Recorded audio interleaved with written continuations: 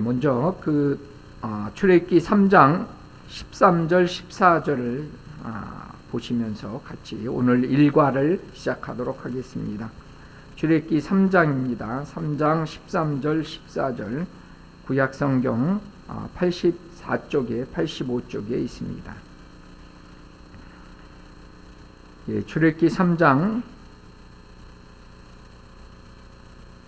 13절 14절을 함께 읽도록 하겠습니다. 같이 읽겠습니다. 모세가 하나님께 아뢰되 내가 이스라엘 자손에게 가서 이르기를 너희의 조상의 하나님이 나를 너희에게 보내셨다 하면 그들이 내게 묻기를 그의 이름이 무엇이냐 하리니 내가 무엇이라고 그들에게 말하리이까. 하나님이 모세에게 이르시되 나는 스스로 있는 자이니라. 또 이르시되 너는 이스라엘 자손에게 이같이 이르기를 스스로 있는 자가 나를 너희에게 보내셨다 하라. 아멘. 오늘서부터 우리가 이번 주 5일, 다음 주 5일까지 책은 이제 10시간 만에 끝나는 스피드 조직 신학이라고 여기 좀 보세요. 이 책입니다. 그래서 혹시 그 스피드 조직 신학이라고 하는 혹시 책을 사셔도 되고 안 사셔도 됩니다. 우리가 그 신학이라고 하는 것이 뭐냐라고 했을 때 그 theology라고 합니다. 그 dr 그래서 the우가 없으신 분들이 뒤에 제가 프린트를 해왔으니까 보세요. 그 theology라고 하는 것은 이제 신학이라는 개념은요, 그 하나님에 대해 데오라고 하는 개념이 God입니다. 하나님인데요. 하나님에 대해서 우리가 이제 말씀을 배우는 거죠. 하나님의 말씀을 배우는 것이 신학이다 이렇게 생각하시면 됩니다. 그리고 이 systematic theology, 그래서 조직 신학이라고 하는 것을 그 신학을 체계적으로 이렇게 정리해놨다 이렇게 생각하시면 됩니다. 그래서 보통 이제 신학교 들어가시면 이제 신론, 그래서 신론에는 하나님에 대해서 배우고요. 삼위일체 하나님, 예수님, 성령님에 대해서 이렇게 배우게 되고, 그 다음에 인간론, 구원론, 그 다음에 교회론, 종말론, 이런 것들에 대해서 이렇게 배우는 것이 조직신학입니다.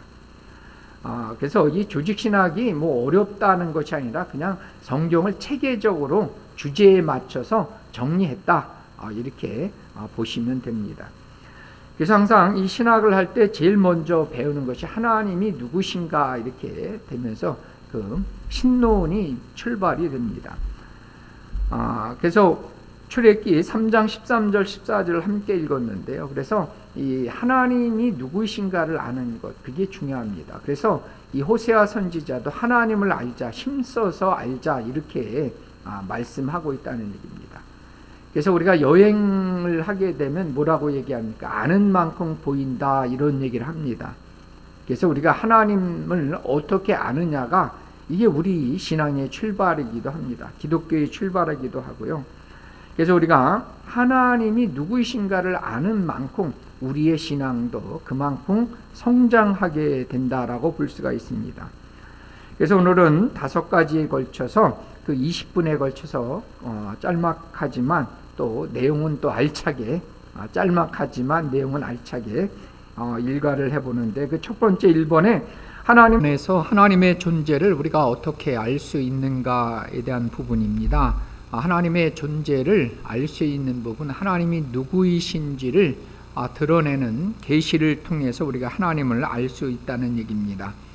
그래서 이 계시라고 하는 것을 영어로 말하면 revelation, reveal은 드러낸다라고 하는 것이요, 감추어진 것이 드러낸다라는 그런 의미입니다.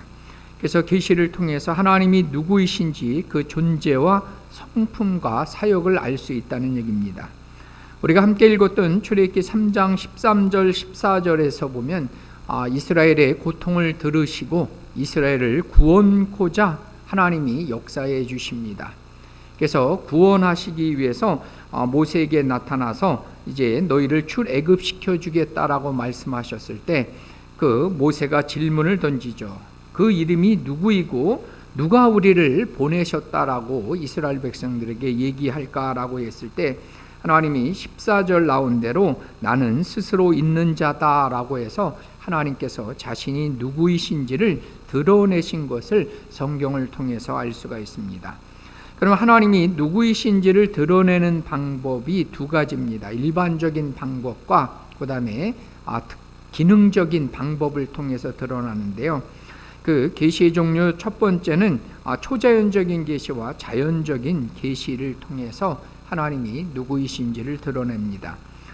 초자연적이라는 것은 쉽게 말하면 하나님의 능력이 기적을 통해서 나타나는 것을 우리가 초자연적인 계시다 이렇게 얘기합니다.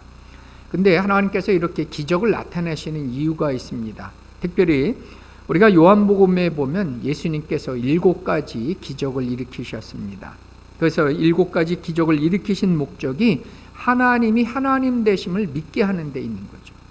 그러니까 예를 들어서 우리가 오병이어의 기적을 일으키셨습니다. 그래서 오병이어의 기적을 일으켰을 때 사람들이 그 빵을 먹기 위해서 다시 찾아오는 것이 목적이 아니었어요.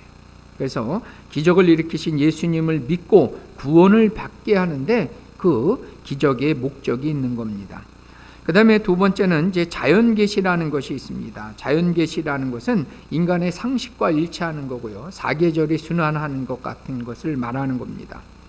근데 이 자연 속에는 로마서 1장 20절에 보면 모든 만물 속에는 하나님의 신성이 그 안에 담겨져 있다는 얘기입니다. 그래서 이것에 대해서 모든 사람들이 하나님의 존재가 있음을 핑계치 못하는 나라라고 그렇게 얘기하고 있다는 거죠.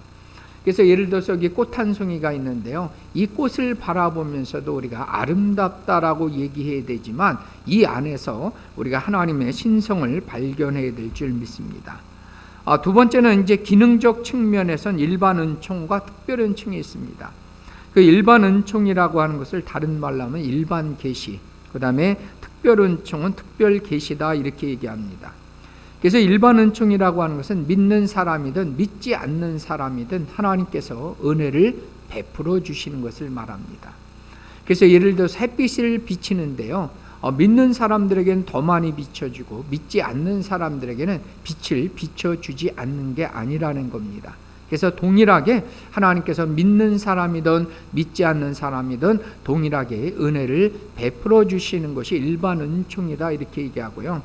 그 다음에 이 특별 은총이라고 하는 것은 하나님이 특별히 믿는 사람들에게만 구원을 베풀어 주시기 위해서 은혜 베풀어 주시는 것을 말합니다. 그래서 예를 들자면 십자가의 구원의 사건은 믿는 사람들만 열려져 있어서 그것을 믿고 예수님의 십자가의 보혈의 피를 믿고 구원을 받게 하는 것이 특별 은총에 해당된다고 볼 수가 있습니다. 그래서 우리가 믿는 사람들은 성경을 보면서 이것이 살아있는 하나님의 말씀으로 느껴지지만 믿지 않는 사람에게는 그냥 까만 글씨로 밖에 보이지 않는다고 볼 수가 있습니다. 그 다음에 두 번째는 이 성경과 계시의 관계를 보면요, 우리가 이 성경을 읽어야 되는 까닭은 성경은 하나님이 누구이신지를 나타내 보여주는 그러한 책입니다. 그래서 우리는 옛날의 구약적 개념에서는 우리가 꿈이나 환상이나 선지자들을 통해서 말씀하셨다면 이제는 우리 모두에게는 하나님께서 성경을 통해서 하나님이 누구이신지를 말씀해 주고 있다는 거죠. 그래서 우리는 성경과 가까이 해야 되고요, 날마다 성경을 읽고 묵상하고 암송함을 통해서 또 그 가운데 말씀하시는 것들을 순종함을 통해서 하나님과 더 가까이 가시고 교제하시는 저와 여러분들 되시기를 축복합니다. 그래서 이 성경은 특별히 하나님의 말씀을 받아서 기록한 계시의 책이라는 거죠. 그래서 하나님을 알기 위해서는 우리는 먼저 뭐 해야 됩니까? 성경 말씀을 읽어야 될 줄 믿습니다. 그 다음에 두 번째, 성경을 통해서만 우리가 구원에 이르는 길을 알게 해주기 때문에 우리가 성경을 읽어야 된다는 거죠.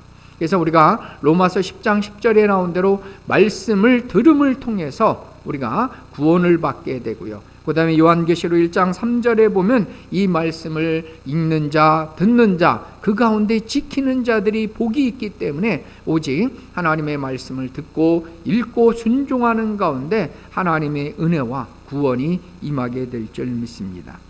그 다음에 세 번째, 이 성경은 하나님의 감동, 성령의 감동을 통해서 40여 명의 저자가 약 1600년간에 기록한 책입니다. 그래서 이 성령의 감동이라는 것을 저는 그렇게 생각합니다. 그 어머니가 아이를 안고 있었을 때 그 숨결을 느끼는 거예요. 그래서 이 성경의 저자들이 하나님의 숨결을 느끼면서 그대로 받아서 적은 것입니다. 그래서 이 창세기, 출애굽기, 레위기, 민수기, 모세 오경으로부터 우리가 요한이 썼던 요한계시록까지 약 이 1600년간의 기간 동안 40여 명에 넘는 그러한 저자들이 동일한 주제, 하나님과 예수님과 성령님의 구원의 역사에 대한 통일적인 주제를 가지고 다양하게 그 구원을 이루기 위한 하나님의 계획을 우리 모두에게 알려주는 책이 성경이다라고 볼 수가 있습니다. 그 다음에 네 번째, 성경에 나온 그러한 그 주제는 구원의 역사입니다. 구속사에 대해서 소개하고 있는데요. 특별히 하나님의 구속을 어떻게 나타나냐면 창조, 그 다음에 타락, 구원, 완성, 그 다음에 성화의 단계로 거쳐서 우리에게 설명해 주고 있다는 거죠. 하나님이 태초에 인간을 만드시고요, 그 인간들은 죄로 인해서 타락할 수밖에 없는 거죠. 그러나 하나님은 타락했음에도 불구하고 구원하시는 거예요. 그래서 하나님께서 이 구원을 이루시기 위해서 인간들에게 약속하신 거예요. 그래서 이 언약해 주시는 그 언약의 근거에서 우리의 외모나 우리의 죄악과 상관없이 그 하나님의 신실하신 언약에 의해서 우리를 구원하시고, 그 다음에 그 구원의 계획을 완성해 나가시고 성화까지 이르게 하시는 것이 하나님의 계획인 줄 믿습니다. 그래서 이렇게 통일된 주제에 걸쳐서 다양하게 하나님의 역사, 구원의 역사를 소개한 것이 성경이다, 이렇게 볼 수가 있습니다. 그 다음에 성경은 구약의 39권, 신약의 27권, 39, 27, 66권으로 되어져 있습니다. 그래서 우리는 39, 27을 꼭 기억하시기를 바랍니다. 그래서 이 구약, 올드 테스트먼트라고 하는 것은 죄인을 구원하고 하나님의 나라를 세우실 메시아가 오실 것이라고 하는 그 약속이 예언된 책이고요. 그 다음에 신약은 그 약속의 성취로 오신 그 예수님이 그 약속대로 성경대로 오셔서 하나님의 그 약속을 성취해 나가시는 내용이 기록된 것이 성경이다라고 하는 얘기입니다. 그래서 우리가 성경을 통해서 3번에 하나님은 어떤 분이신가를 알아야 된다는 얘기입니다. 우리 출애굽기 3장 14절에 나온 대로 그 하나님이 누구이신가, 당신이 누구이냐라고 물어봤을 때 하나님은 스스로 계신 분, 나는 스스로 있는 자니라, 이렇게 말씀하셨습니다. 그래서 그것을 우리는 여호와 하나님 이렇게 얘기하게 됩니다. 그래서 여호와 하나님이라고 하는 것은 스스로 계신다는 것은 피조된 분이 아니고 창조자 하나님, 능력의 하나님을 나타내는 겁니다. 그 다음에 우리가 구약 성경을 읽을 때 여호와 하나님이라는 그런 말이 나오면 꼭 기억해야 될 그러한 뜻이 있는데요. 그것이 뭐냐면 약속의 하나님, 이런 뜻도 있습니다. 그래서 우리는 이 여호와 하나님이란, 그래서 이스라엘 백성들에게는 야훼 하나님이셨는데요, 이 여호와 하나님을 기억할 때는 능력으로 함께 하시며 약속을 이루시는 그런 하나님으로 우리는 기억해야 될 줄 믿습니다. 그 다음에 그 하나님은 자충족, 부족함이 없는, 스스로 부족함이 없는 충족하신 분이다라고 하는 거죠. 그 다음에 세 번째, 그분 안에는 어떤 불변하는 그림자도 없는, 항상 일정하시고요, 전지전능하시고 무소부재, 어디서나 계신 그런 하나님이 되십니다. 그래서 우리가 골방에 계셔서 우리가 골방에서 기도할 때도 하나님은 여전히 우리의 기도를 들으시는 그러한 분이신 것을 우리는 기억해야 될 줄 믿습니다.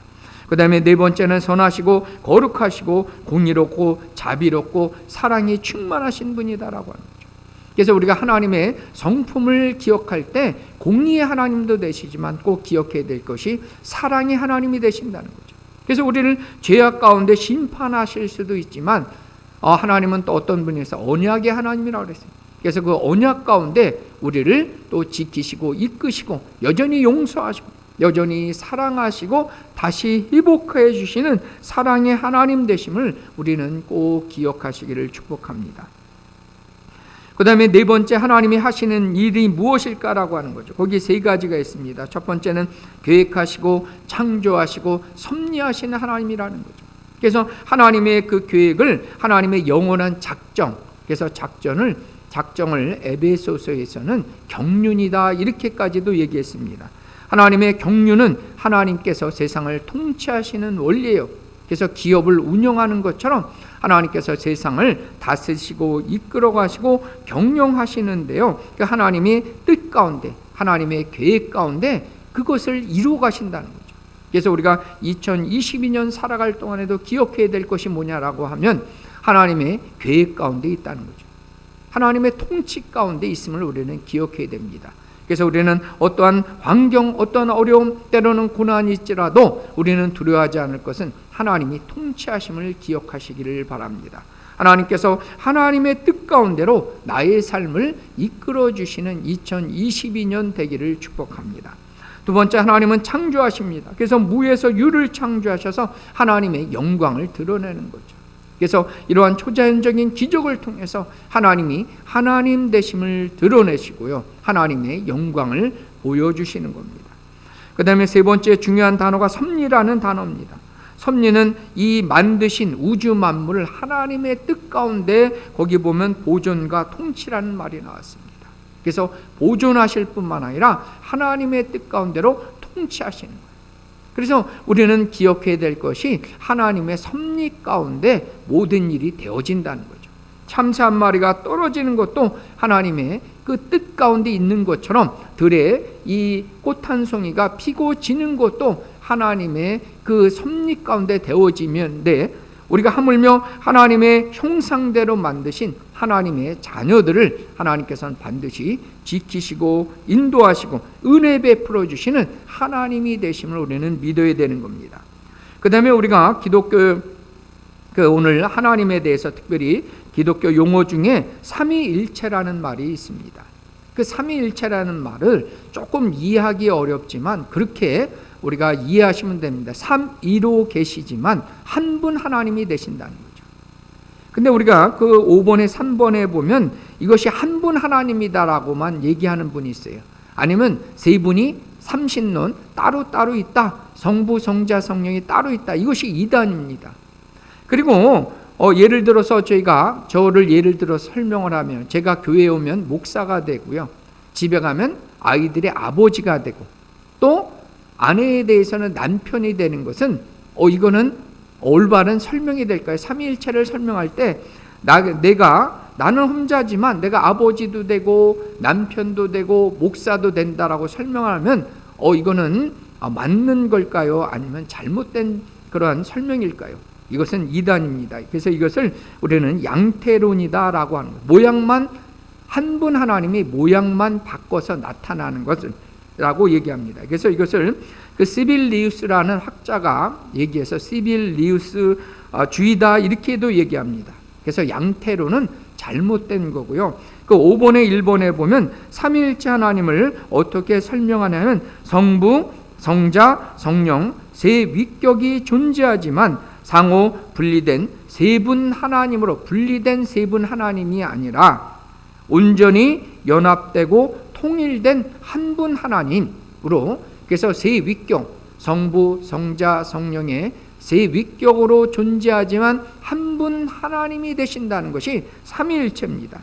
그래서 이 삼위일체 하나님은 터틀리안이라고 하는 그러한 신학자에 의해서 처음으로 이제 나타나게 되었고요. 그 다음에 325년에 니케아 종교회의에서 이 삼위일체론을 확정했습니다. 그래서 우리는 이 삼위일체 하나님을 믿어야 되는 거죠. 그래서 특별히 우리가 에베소서 1장에 보면은요, 그 삼위 하나님의 그러한 역할이 나와 있습니다. 물론 창조할 때도 삼위일체 하나님이 함께 역사하신 거고요. 그 다음에 인간을 구원하시기 위해서 하나님이 어떻게 하세요? 그래서 택정하신 거죠. 하나님께서 믿는 자들을 영원한 예정 가운데 택정하시고, 성자 하나님은 구원하시고 성령 하나님은 하나님의 자녀인 것을 인치시는 이러한 성부, 성자, 성령 하나님이 함께 서로 협력하시는 그러한 은혜를 베풀어 주신 겁니다. 그래서 제가 전에도 설명했지만 페리코레시스라는 단어를 씁니다. 이 페리코레시스라는 것은 상호 내주하시는 거죠. 예수님은 하나님 안에 거하시고 성령님은 또 예수님 안에 거하시는 거죠. 그래서 서로 내주하실 뿐만 아니라 서로 침투하시면서 하나님의 역사를 함께 이루어 가시는 것을 우리는 페리코레시스, 그래서 저는 그것을 강강술래처럼 그렇게 설명했습니다. 서로 손을 맞잡고 함께 춤을 추며 함께 연합돼서 하나님의 일들을 이루어 가시는, 삼위 하나님이 함께 이루어 가시는 그러한 모습을 우리가 페리코레시스라고 얘기할 수 있다는 겁니다. 그래서 오늘 우리는 이 첫 번째 시간 하나님은 누구이신가에 대해서 함께 나눠봤습니다. 중요한 것은 하나님이 당신이 누구이신가, 하나님이 누구이신가를 계시를 통해서 보여주는데 그 계시는 성경이다라고 하는 거죠. 그래서 우리가 이 성경을 통해서 요한복음 1장 3절에 나온 대로 이 계시의 말씀을 듣는 자, 읽는 자, 특별히 그 가운데 지키는 자들이 복이 있다는 겁니다. 그래서 올해 2022년에 우리가 삶을 살아갈 동안에 하나님께서 우리에게 보여주신 이 계시의 책을 우리가 힘써서 읽으시고 들으시고 그 가운데 순종함을 통해서 하나님의 역사를 이루시고 뿐만 아니라 하나님께서 이 말씀대로 약속대로 우리 삶을 지키시고 보존하시고 하나님의 뜻만 이루어질 수 있는 2022년 되시기를 예수님의 이름으로 축복합니다. 할렐루야. 기도하시겠습니다. 할렐루야. 좋으신 아버지 하나님 감사합니다. 오늘 첫 번째 시간 하나님에 대해서 우리가 하나님이 누구이신가를 함께 나누었습니다. 우리 사랑하는 모든 교우들 하나님에 대해서 충분히 잘 알 뿐만 아니라 그 하나님을 믿고 하나님의 그 은혜 가운데 특별히 하나님의 뜻 가운데 살아가게 하시고 하나님이 나에게 약속하신 하나님의 말씀인 이 성경 말씀을 붙잡고 2002년을 살아갈 동안에 아버지 하나님 승리하게 하시고 이 말씀을 통해서 능력도 받고 위로도 받고 치유도 받는 놀라운 역사가 있는 2022년 한 해 되게 해 주시옵소서. 그래야 말씀하시는 주님 깨닫게 하시고 그 말씀하신 그 뜻 가운데로 힘차게 힘있게 순종해서 하나님께 영광을 돌리고 풍성한 결실을 거두는 2022년의 모든 날들 다 될 수 있도록 은혜 베풀어 주시옵소서. 열흘 동안 진행되는 그러한 시간 가운데 하나님 함께 하시고 끝까지 승리하여 하나님의 영광을 보는 모든 성도들 다 될 수 있도록 은혜 베풀어 주시옵소서. 감사드리며 우리 구주 예수님의 이름으로 기도드립니다. 아멘.